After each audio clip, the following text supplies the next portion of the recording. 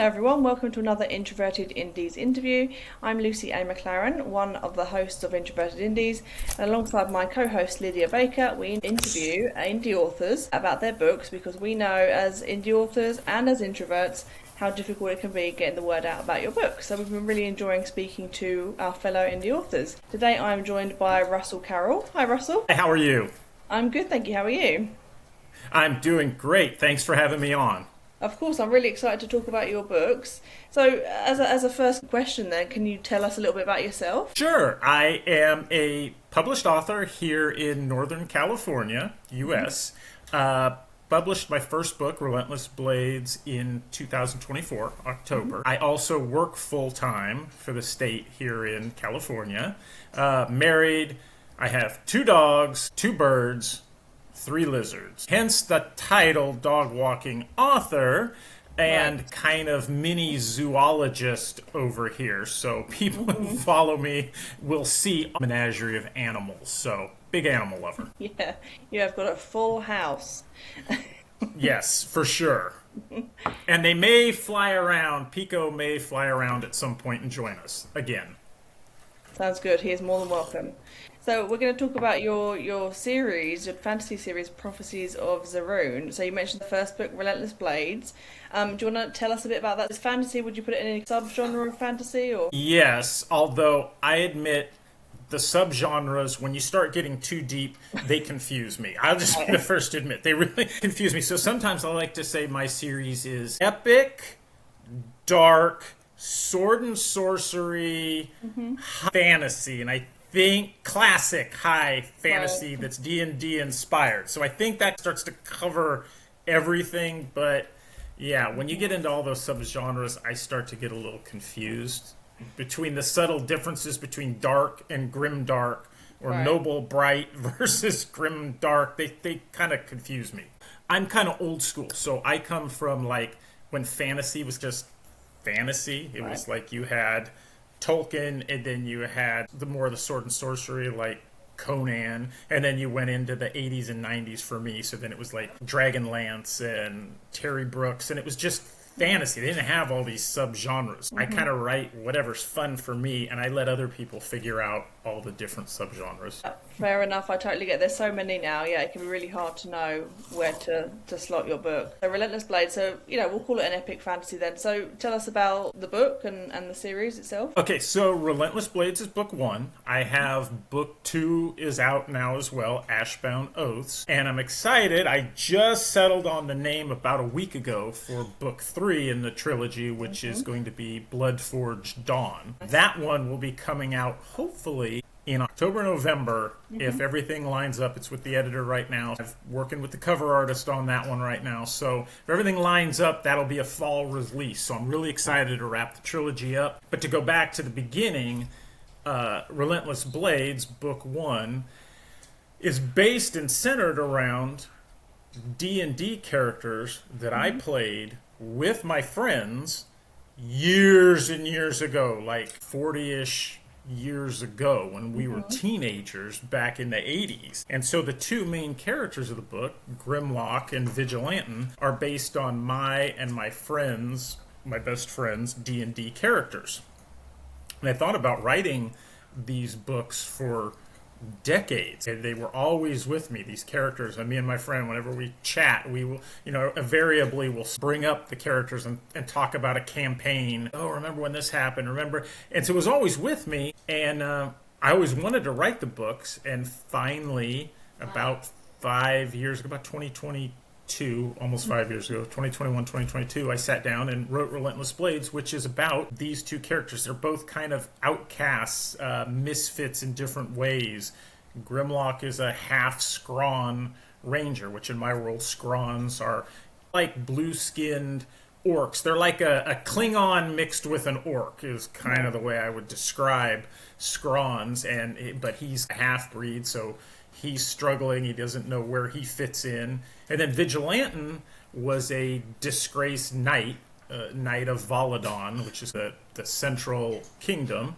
And so these 2 get drawn into this web, this earth-shaking plot that neither one of them anticipated or wanted. Both of them are just trying to do their own thing and find their own path, and they get swept up in trying to avert catastrophe. The Vrogoths, in my world, they're these demonic creatures. On my t-shirt, this is Rorgast. He is one of the Vrogoths. He is the main villain of the series. And so they're very much demonic type creatures. They have found what they think is a way to bring dragons back to the world. Dragons don't exist in this world, but they think they can bring these dragons that will allow them to conquer the world. So it's all about these two characters, amongst others, who get swept up trying to stop them. It's very much kind of a revenge. I like to say it's like Indiana Jones, Raiders of the Lost Ark meets Gladiator, with a fantasy twist, because it very much has that adventure feel of Indiana Jones, where it's this chase, and they're all trying to stop the bad guys from getting the item, this scepter that can bring these dragons back, and then along the way they get kind of captured and thrown into the gladiator pits, and then will they be able to get out in time to stop the bad guys? And so it's really very much high epic fantasy. Yeah, very much. Yeah, that sounds great. You're being inspired by that D&D campaign from when you were a teenager.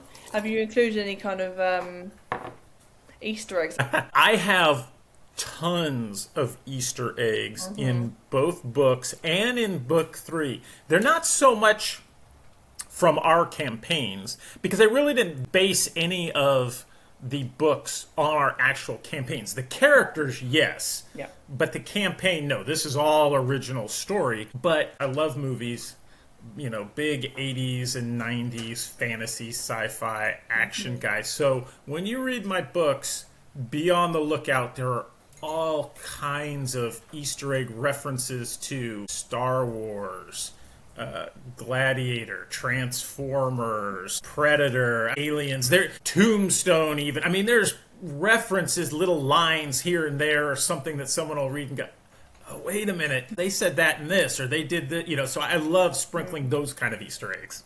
Yeah, that's fun, isn't it? When you're taking a lot of inspiration from those things that you love anyway, and you're able to sprinkle those in for perhaps fellow fans. Yeah, I mean, in this last book that will be releasing, Bloodforged Dawn, one of the villains is heavily inspired by an 80s TV show, or 80s cartoon, I should say, and I won't spoil which one, but I think anybody of a certain age, or even who goes back, will be able to spot this character and say, oh, this guy, I see where he got the inspiration for this character, for sure. Oh, that's fun, yeah.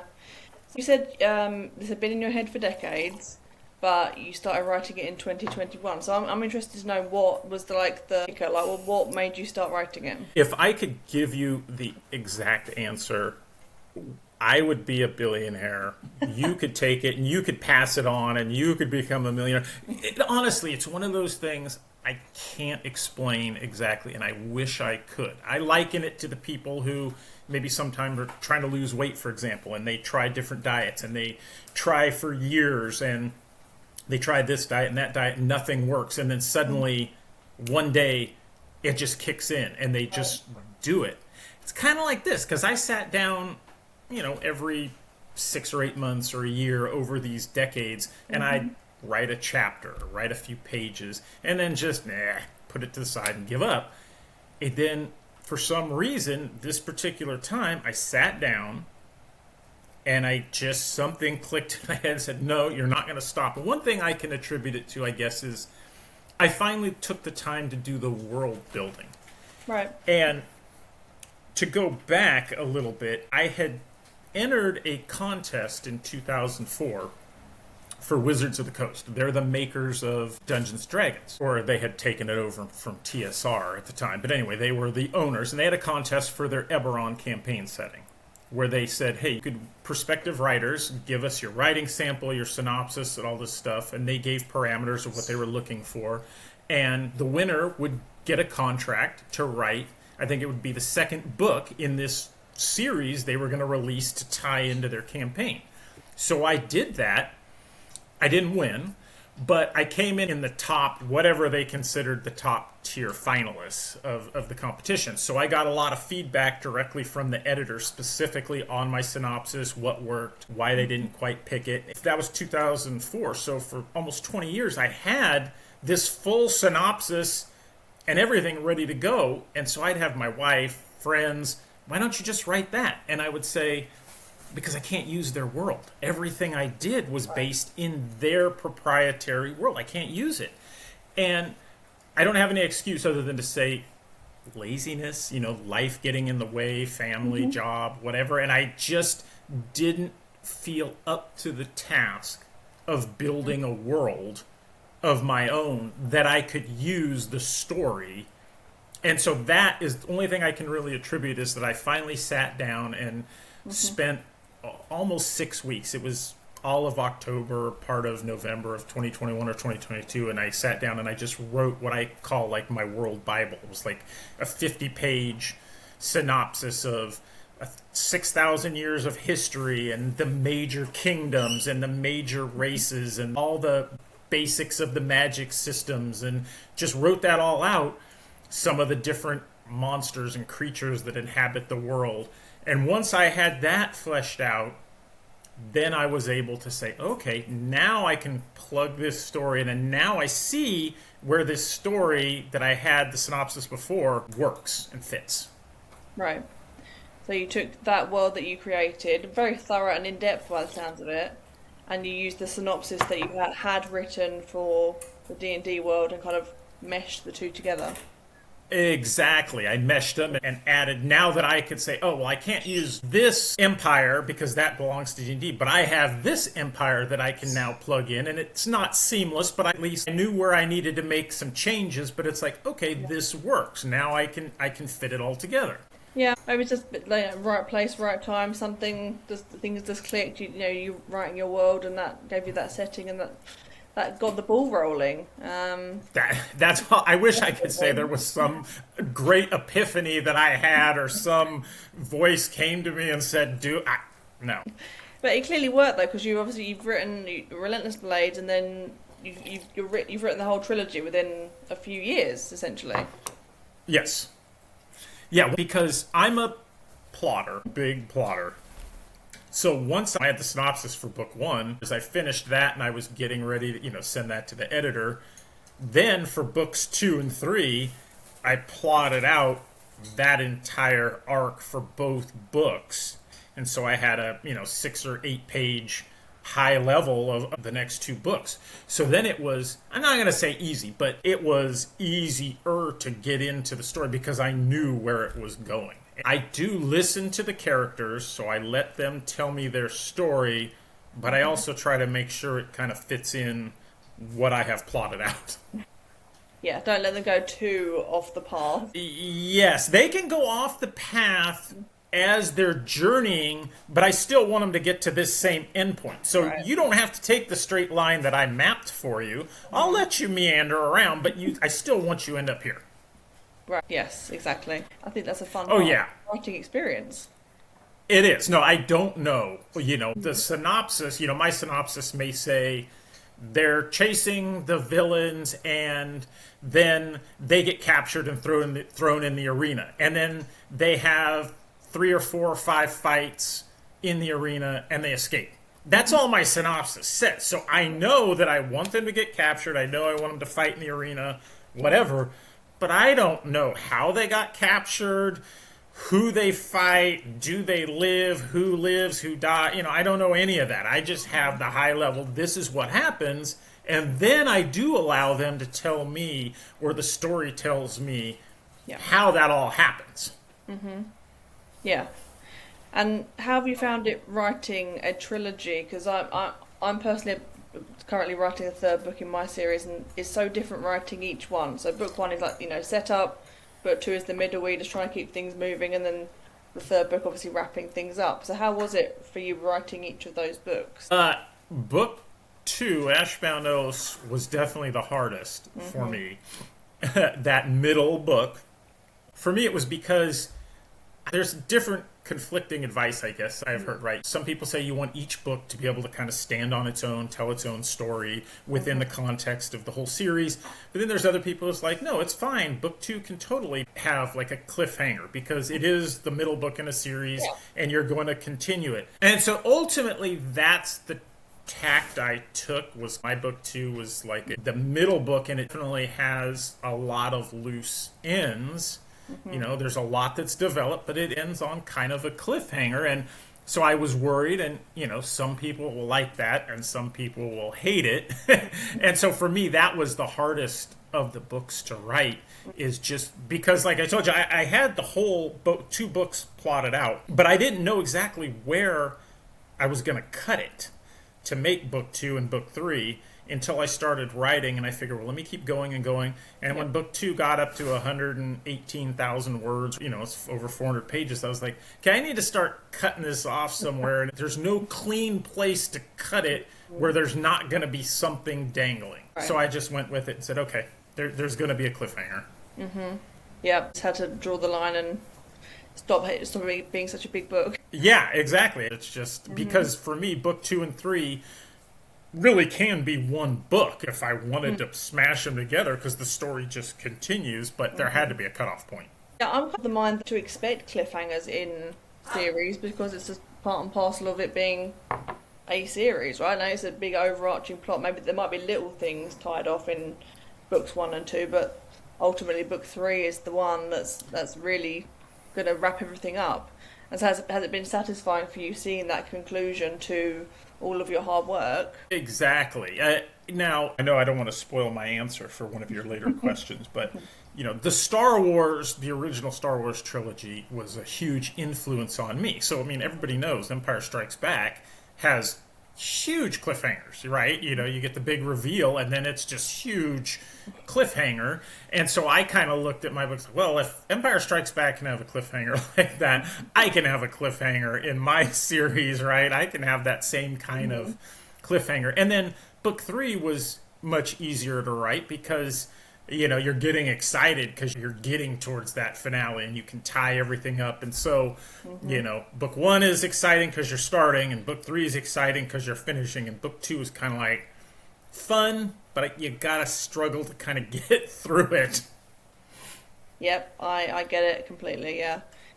So would you say you've always wanted to be a writer? Obviously, the idea's been there for such a long time, right? And so the urge to write as well? I would say I always had the urge to write. I didn't know if I wanted to necessarily be a writer, but as I get older, I look at it like maybe writing would be my second career. Like once I retire from my current job, then I don't really see it as retiring and just riding off into the sunset. It's kind of just starting a second career, which would be being able to focus more on the writing.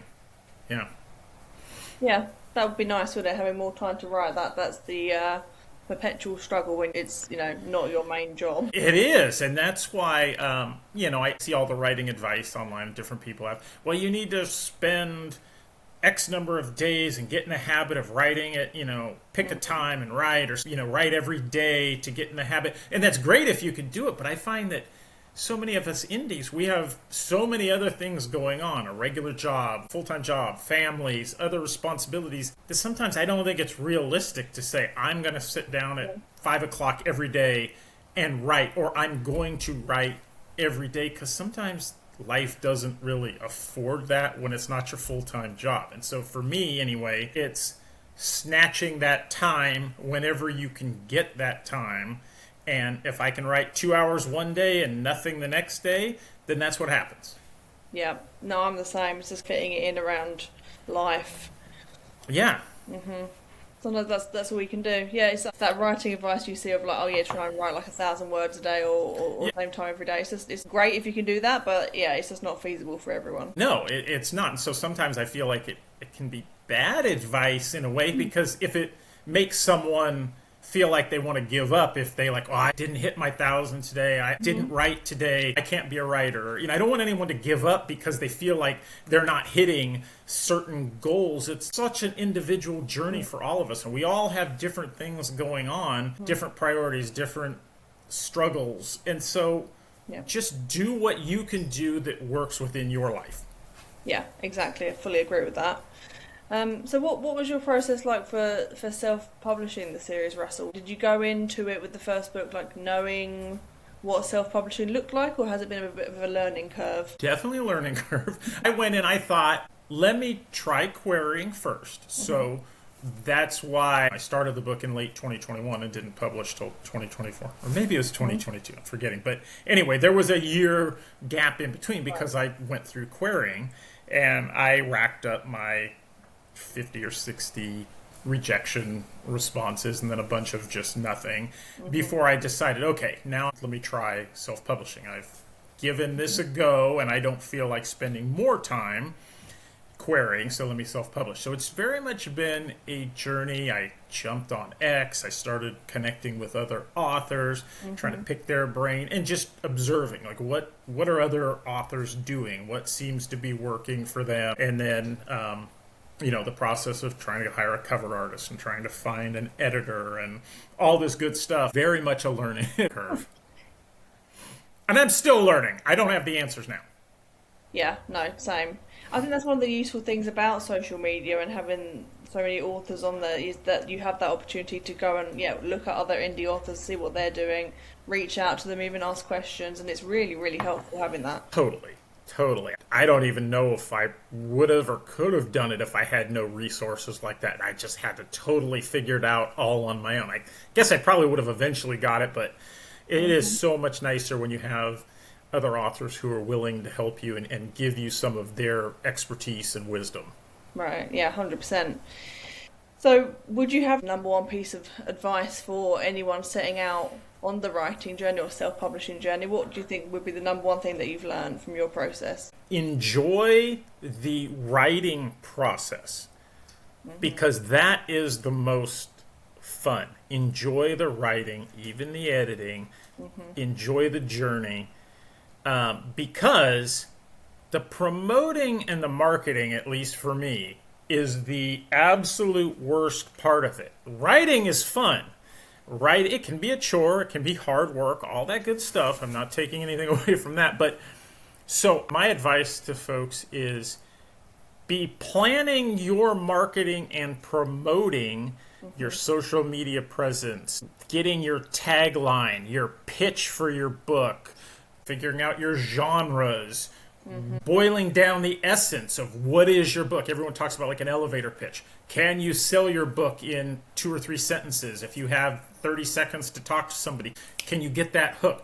Practice all of that, and then if you can brush up on video editing skills or Canva for creating images, all this stuff, and building your social media following, because writing really is the fun and the easy part. I just want to be a writer. I just want to tell stories. I don't want to have to figure out whether my video is going to hook somebody. I know. Yeah, I think that is a similar thread to many of the authors I've spoken to. Is the marketing is really tough. It requires a huge amount of mental energy as well, which then takes away from the energy you have to write. This is completely the wrong balance. So you've really got to be careful in terms of how much you put into the marketing.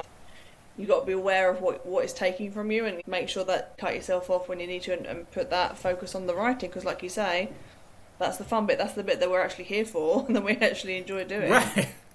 Right. That's the thing. So that would be my advice to up-and-coming writers is enjoy the process, but already before you get close to releasing that first book, already be figuring out what are you going to do to market this book? How can you find the balance like you talked about between, because gosh, you can get so swept up to spend hours a day making videos and making images and posting on 10 different social media sites and trying to respond. And then next thing you know, like you said, you've spent all this time doing that and you haven't written anything. All your focus has been just trying to get your book out there. And so if you can have a plan ahead of time, it's gonna help you. Yeah, 100% agree with that. So we'll go on to our quick fire round, Russell. So, favourite book or author? Well, both would be Starless Night by R.A. Salvatore. So that's one of the Legend of Drizzt books. And R.A. Salvatore is my favorite author. He would be the author, I would say, that most influences my writing. And of his books, that one is my favorite. Okay, brilliant. Thank you. Favorite game? I gotta say World of Warcraft. I spent way too much time playing that game, so I could not omit it. No, fair enough. Favorite film? Star Wars. And favorite writing beverage? Well, you can't see it, but coffee. Isn't that every writer's favorite writing beverage? Maybe in England, is it tea? Yeah. Tea. Okay. Yeah. So, all right. So America, coffee, and we'll say England, tea, right? Mm-hmm. Yes. So I gotta go coffee. Caffeine, something caffeinated. Yeah. Yes. Well, I could throw out some energy drinks, I guess. Maybe Mountain Dew for me, but I'll say coffee. Brilliant. Thank you. So that's been really interesting getting to know your process and about your books.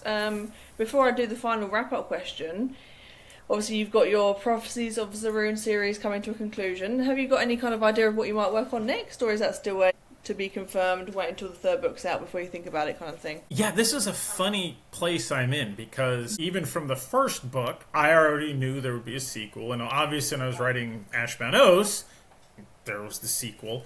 Now I have minor plot threads are still going to be left even at the end of the third book. So there are stories to be told, and I definitely want to revisit these characters. But yeah, I don't have anything specifically lined up. Usually by this point, I've already started the next book because I had it mapped out. My thought is right now, I feel like novellas and short stories seem to be becoming more in vogue, at least in the indie author sphere. I feel like I see a lot of people popping out with novellas. So I thought, I've got a couple ideas. Maybe I'll just try a 20,000 word, shorter, just novella type. I feel like I need to decompress a little bit from the big, huge trilogy and kind of let my mind settle before I focus on the next big book. Yeah, and it's something to keep your writing flow going, but it's not a big commitment. And I think you're right. I think they are more popular now. People are looking for quick, easy reads, perhaps. Do you think if you did that, would you draw from the world building you already have? Because obviously it's very in depth, and you've got all that to pull from. Yeah, I have some stories that I would pull from that, and yeah, count me amongst the people right now. It's funny because my books are 400 plus pages, but count me as somebody who's also looking for those short reads, something I can read in 2 or 3 hours or a day or two.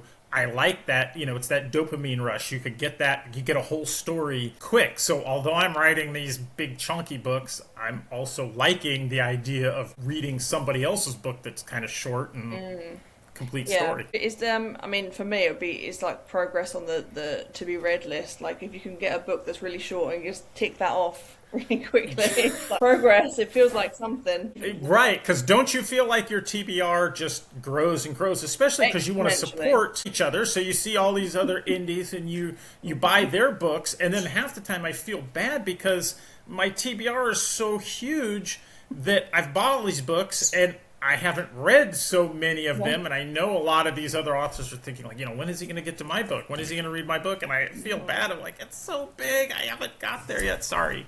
I know. I don't know about you, but I'm a mood reader as well, so it doesn't matter what order I buy them in.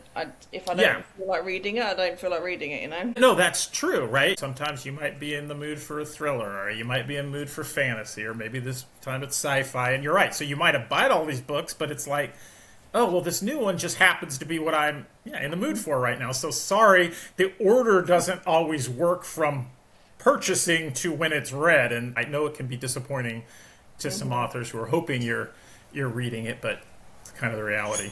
Absolutely. All right, Russell. So to wrap up, let us know where we can stay in touch with you and obviously keep up with all your latest books. Well, I try to streamline everything. So basically, here we go. Here's Pico. So it's at DWA Russell. No, you can't have this. That's for Instagram, that's for TikTok, that's for my YouTube is at DWA Russell, and then X is at DWA Russell 22 at the end. And that I use the DWA as the dog walking author because that's my YouTube channel where just about a year ago I was taking my dogs for a walk every morning, and I've got a little field out by my house, like a farmland, where I can let them off leash. And one day I just decided to start recording videos of whatever I was thinking. Usually it was some writing topic or something I'd seen on social media and I thought I wanted to respond to. So I made these short little videos, try to keep them under 3 minutes, where I give some thoughts.